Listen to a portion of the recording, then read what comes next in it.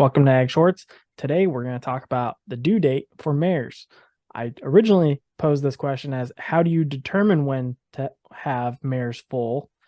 But I think it should be two ways. How do you determine when to have mares foal, and how do you determine when they will foal? Two very different questions, but both regarding the same thing. So with that, I'll throw it over to you. Mares are tough. Generally, you say, because it's easy to remember, 11 months, 11 days gestation. Right. However, they have a range in which they can foal of about 30 days or so, 38 days, something like that is kind of the average range. So they may go a little early, they may go a little late. But the best way to manage that is, and I do that, I use the 11 months, 11 days, or, 11 and a half months. When do I want them to foal? So I look at if I want mid-April, I'm going to breed them about June 1st. And so, but knowing that there's a range in there that where they're going to, if they're going Right. to breed right away, because you got to hit heat cycles, and nature take its course. We don't generally bring a mare into heat using a drug like little ice or anything like that. We don't do that or try to do that. We have done that with one animal, uh, with an AI with a vet did that, but we don't do that ourselves. Everything's natural breed. When it happens, and in a pasture, most generally, sometimes a hand breed. Just depends on the animals and the interaction between the mares with that stud.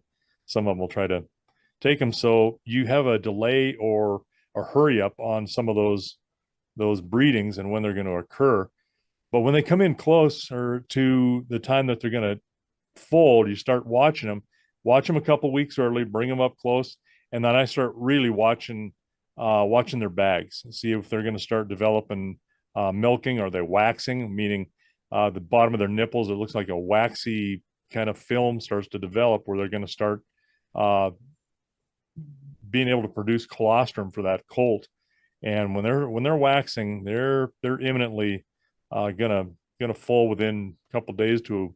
We've had them do it a couple of weeks and still been surprised they went that long. Again, that Yeah. range is something you can't predict. So watch them close, watch that they're bagging, watch that vulva, see if it's starting to get a little bit loose, and see if they start to go off by themselves a little bit in a little pasture. If they're with a bunch of other mares, they will tend to try to get off to themselves and full. When that happens, you're probably within 24 hours of having them. So keep a dang close eye on them. Yeah, that's I guess the best way to do it. Oftentimes we're watching them with the herd, and that's the best indicator. We've seen them by themselves, like you said, and by themselves, they stood there for 3 weeks looking absolutely miserable. Yeah. Well, and we'll bring them in close to the house too and put them in kind of what we call a maternity pasture Right. and get them away from the herd so that nobody else tries to steal a colt or the colt gets trampled or hurt. Bring them in so that they'll foal a little bit closer to the house and a lot more controlled for our purposes.